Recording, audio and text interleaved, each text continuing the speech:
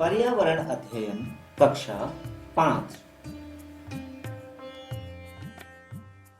आप सबने एक ऐसी मशीन को देखा होगा जो कई प्रकार के कार्य कर सकता है। घरों में हम इससे गाने सुन सकते हैं, फिल्में देख सकते हैं, चित्र बना सकते हैं, टाइपिंग भी कर सकते हैं। यह रेलवे स्टेशन पर भी होता है, यह शासकीय कार्यालयों में भी कार्य में आता है, यह हमारे स्कूलों में भी होता है, यह दुकानों में भी होता है। इस कमाल की मशीन का नाम है कंप्यूटर। तो पर्यावरण अध्ययन कक्षा 5वीं के पाठ 30 में आज हम इसी विषय में बात करेंगे। इस पाठ का नाम है कंप्यूटर का कमाल। मंगलू और उसकी मां को हफ्ते भर बाद रायपुर से भोपाल जाना था। वह अपनी मां के साथ रेलवे स्टेशन गया और एक खिड़की पर फॉर्म भरकर दिया। रेलवे कर्मचारी ने कंप्यूटर की कीबोर्ड की कुंजियों को दबाया और झट से टिकट दे दी। मंगलू को अचरज हुआ कि वाह, कंप्यूटर से तो चुटकी बजाते ही टिकट मिल गया। मंगलू ने मां से पूछा, आखिर कंप्यूटर में ऐसा क्या है कि हफ्ते भर बाद किस डिब्बे में जगह खाली होगी उसको खोज कर टिकट बना देता है। मां ने मंगलू को बताया कि कंप्यूटर एक अनोखी मशीन है, इसमें कई तरह के काम हो सकते हैं। आपने भी कंप्यूटर को देखा होगा। आप अपने शिक्षक के साथ चर्चा करके कंप्यूटर के कामों की सूची बनाओ। रानी की मां शहर में बिजली विभाग में काम करती है। रानी को उसकी मां ने बताया कि उनके यहाँ बिजली के बिल कंप्यूटर की मदद से ही बनाए जाते हैं।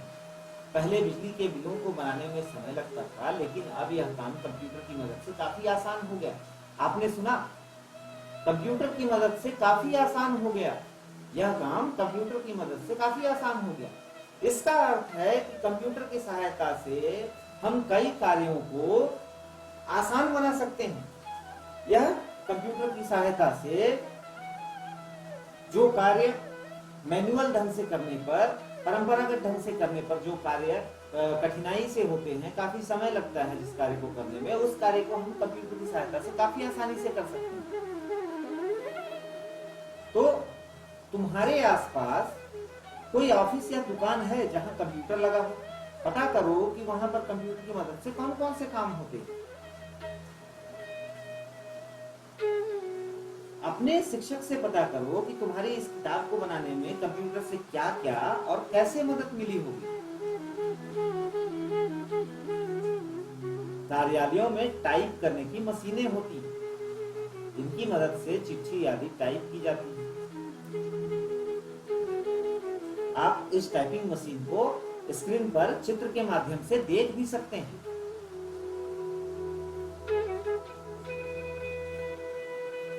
यदि टाइपिंग मशीन पर टाइप करते समय कोई गलती हो जाए तो उसको कैसे ठीक किया जाता है, अपने शिक्षक से पता करो। आप भी लिखते हैं, लिखते समय आपसे भी कहीं न कहीं पर कोई गलती होती होगी। ठीक इसी प्रकार टाइपिंग मशीन पर टाइप करते समय भी गलती हो सकती है। यदि कोई गलती हो जाए तो उसे ठीक कैसे कर सकते हैं, इस विषय में अपने शिक्षक से पता करो। कंप्यूटर की याददाश्त। कंप्यूटर की एक खूबी होती है कि यह अपने में किताब, फोटो, पत्र आदि या सुनने वाली सामग्री जैसे गाने, भाषण, फिल्म आदि को अपनी भाषा में सहेज कर रख सकता है। जरूरत पड़ने पर उस चीज का फिर से उपयोग कर सकते हैं। जैसे कि आज से 10 साल पहले लिखे पत्र को यदि कंप्यूटर में सुरक्षित रखा गया हो और किसी को अब उसकी जरूरत पड़ जाए तो कंप्यूटर की मदद से प्राप्त किया जा सकता है।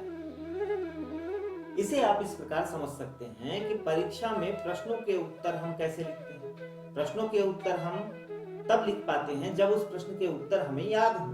यह कार्य परीक्षा के पहले होता है। हम प्रश्नों के उत्तर पढ़ते हैं और उसे याद करते हैं। वह हमारे दिमाग में सुरक्षित हो जाता है और उसका उपयोग हम परीक्षा हॉल में परीक्षा के प्रश्नों के उत्तर लिखने में करते हैं। ठीक इसी प्रकार कंप्यूटर कार्य करता है। कंप्यूटर भी अपने दिमाग में, अपने अंदर, अपनी ही भाषा में अलग अलग सामग्रियों को सुरक्षित रखता है, जिसका जरूरत पड़ने पर हम उसका उपयोग कर सकते हैं।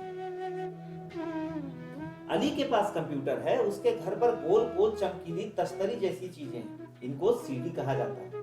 इनमें मनपसंद फिल्में और गाने हैं।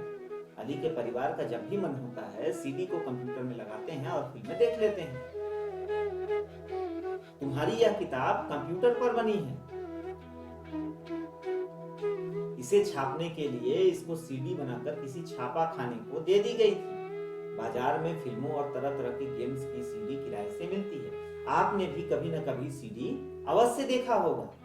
यदि नहीं देखा है तो ध्यान से देखिए। यह किसी सीडी का चित्र है। सीडी का पूरा नाम होता है कॉम्पैक्ट डिस्क, जिसे सुविधा की दृष्टि से छोटे रूप में सीडी के नाम से जानते हैं।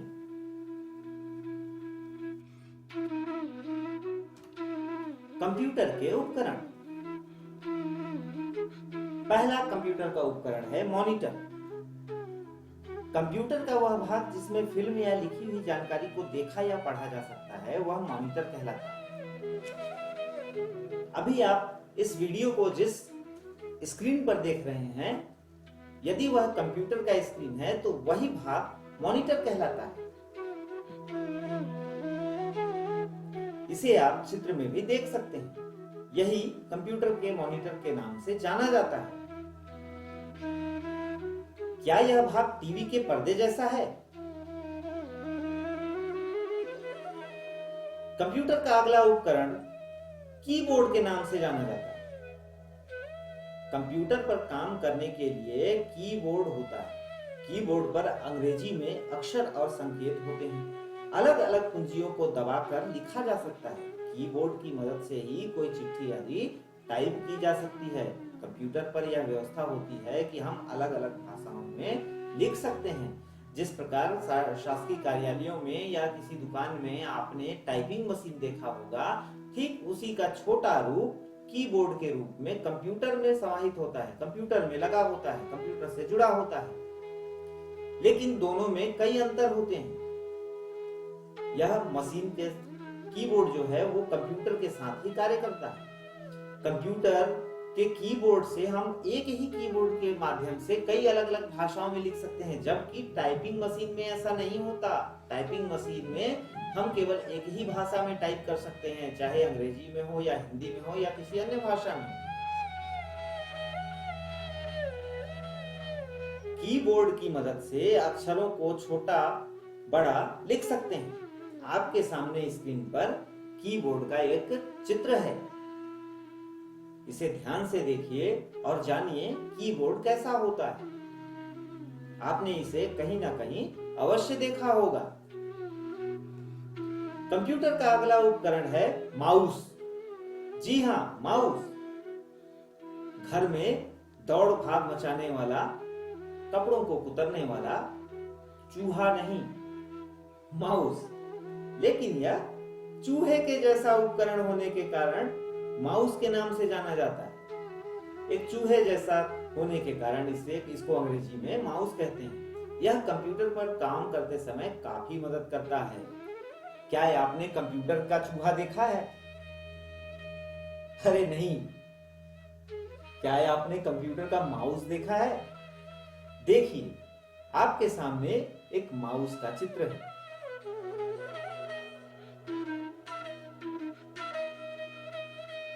कंप्यूटर का अगला उपकरण है सीपीयू। जैसा इसका नाम भारी है, सीपीयू, इसी प्रकार इसका कार्य भी सर्वाधिक महत्वपूर्ण है। यह कंप्यूटर का मस्तिष्क होता है, कंप्यूटर का दिमाग होता है। मॉनिटर से जुड़ा हुआ एक बॉक्स होता है जहां से बटन दबाकर कंप्यूटर को चालू किया जाता है। इसे कंप्यूटर का दिमाग कहा जाता है। कंप्यूटर में माउस व कीबोर्ड से भेजी गई सूचनाओं पर कार्य यही होता है।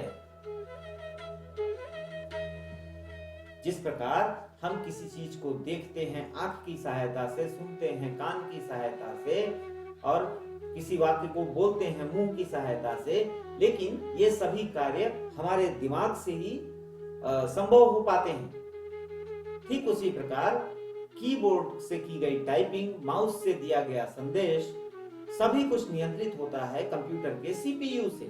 इसलिए इसे कंप्यूटर का दिमाग भी कहा जाता है। आपकी स्क्रीन पर कंप्यूटर के सीपीयू का एक चित्र है। इसे ध्यान से देखिए।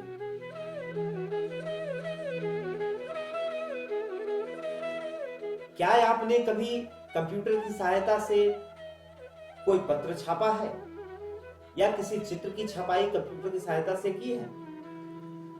जिस उपकरण से हम लिखी गई बातों को छापते हैं कंप्यूटर पर, उसे कहते हैं प्रिंटर। मान लो कि कंप्यूटर पर कोई चिट्ठी लिखी गई है। यदि इसकी कागज पर छाप लेनी हो तो प्रिंटर की मदद से छाप ली जा सकती है। आप प्रिंटर को इस प्रकार देख सकते हैं। इसमें एक स्थान होता है जहां पर हम कागज लगाते हैं और कंप्यूटर से दिए गए निर्देशों की सहायता से यह प्रिंटर कागज पर छपाई करता है।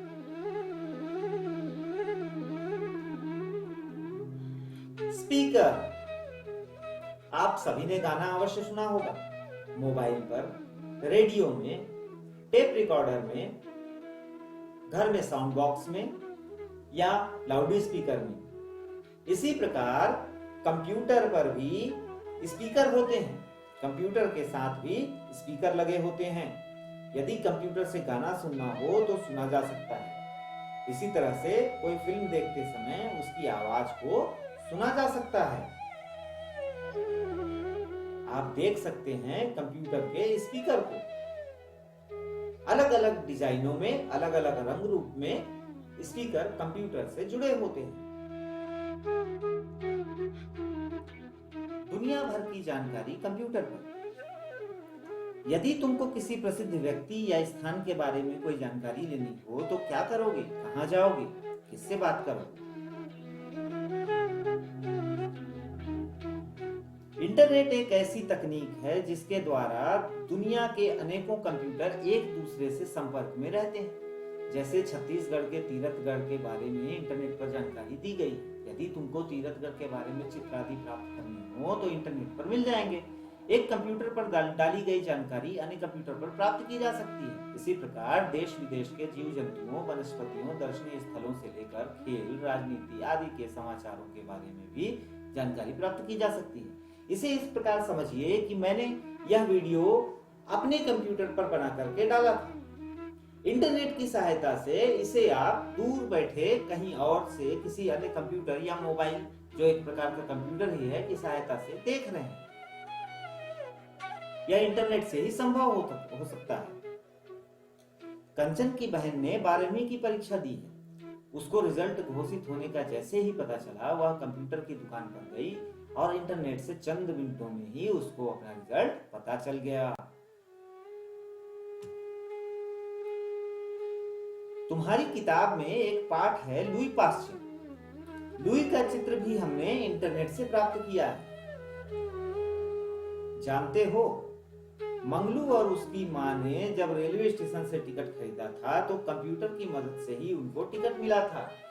यदि मंगलू की माँ चाहे तो उनको भोपाल से रायपुर की वापसी की टिकट लेनी हो तो वो रायपुर से ही ले सकती है। यह सब कुछ इंटरनेट की सहायता से ही संभव हो सका है। चिट्ठी भेजने का नया अंदाज, ईमेल। हम अपने रिश्तेदार को पत्र लिखकर डाक से भेजते हैं। इस प्रकार से पत्र को पहुंचने में कुछ दिन लगते हैं। इसी खबर को इंटरनेट के जरिए चंद मिनटों में पहुंचाया जा सकता है। इस व्यवस्था को ईमेल कहा जाता है। इसके लिए न तो पेन की जरूरत होती है, न ही कागज की। कैसे करें ईमेल? चंपा बस्तर में रहती है। उसने अपने मामा को ईमेल भेजा। चंपा के मामा प्रशांत राय कलकत्ता में रहते हैं। यदि चंपा अपने मामा को पत्र लिखती तो उस पर पता लिखती और डाक के डिब्बे में डाल देती। चंपा ने कंप्यूटर पर पत्र टाइप किया और मामा के ईमेल पते पर भेज दिया। कुछ ही देर में उसके मामा का जवाब भी आ गया। इस प्रकार चंपा और उसके मामा के बीच संदेशों का आदान प्रदान हो गया। ईमेल पता हमेशा अंग्रेजी में लिखा जाता है। जैसे चंपा के मामा का पता नीचे लिखा है, prashant@yahoo.com। इस पते में शुरू में चंपा के मामा का नाम लिखा है। इसके बाद कीबोर्ड की मदद से बिना जगह छोड़े @ का निशान लगाया जाता है। इसके बाद पते में याहू लिखा गया है। याहू नामक एजेंसी चिट्ठी पहुंचाने का काम करती है। जब मेल अकाउंट खोलते हैं तो सभी अक्षर अंग्रेजी के छोटे अक्षर में लिखे जाते हैं। अपना ईमेल बनाओ। सलमा नाम की लड़की है, वह याहू नामक एजेंसी पर अपना मेल खाता खोलना चाहती है। उसने अपना ईमेल पता इस प्रकार बनाया: salma@yahoo.com। इसे सलमा की ईमेल आईडी कहेंगे।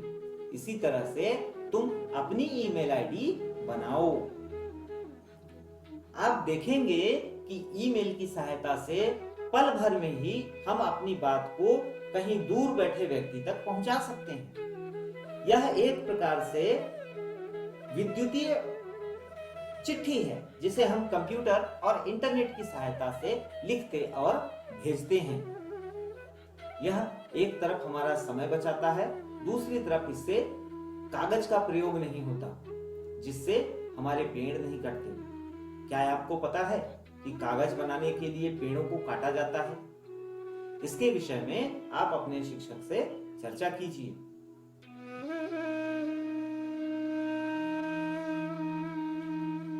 जब तुम अपना ईमेल आईडी बनाओगे तो किन किन बातों का ध्यान रखोगे? इस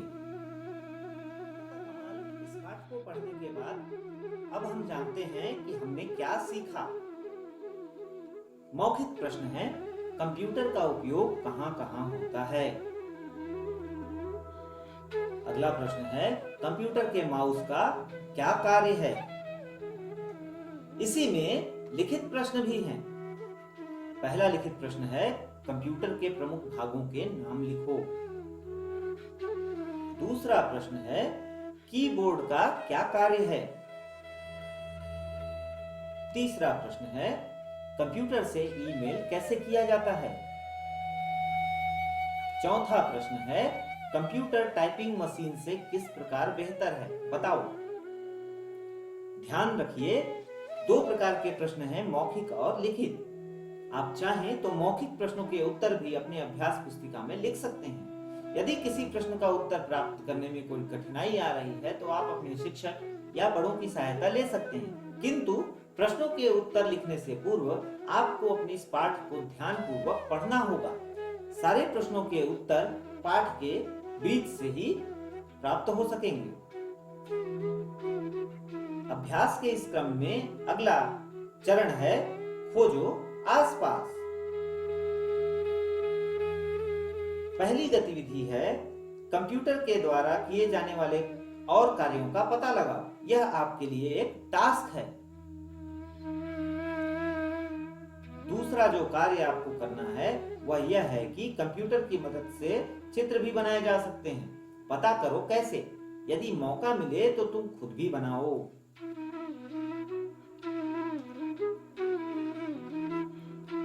तीसरा, कंप्यूटर से दफ्तरों में काम पर क्या असर हुआ है? पता करो।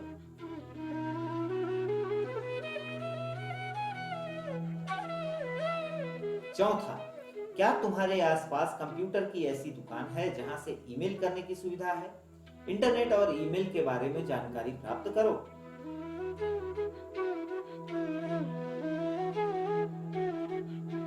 पांचवा, याहू की तरह अन्य मेल एजेंसी का पता करो और अपना भी मेल आईडी बनाओ। तो इस प्रकार यह पाठ समाप्त हुआ। हम उम्मीद करते हैं कि आपको यह पाठ पसंद आया होगा। ध्यानपूर्वक इस वीडियो को बार-बार देखिए और साथ ही साथ पुस्तक से इस पाठ को ध्यानपूर्वक पढ़िए और समझिए। साथ ही साथ अभ्यास के प्रश्नों के उत्तर अपनी अभ्यास पुस्तिका पर लिखिए। यदि किसी भी प्रकार की कठिनाई हो तो अपने शिक्षक और बड़ों की सहायता दीजिए।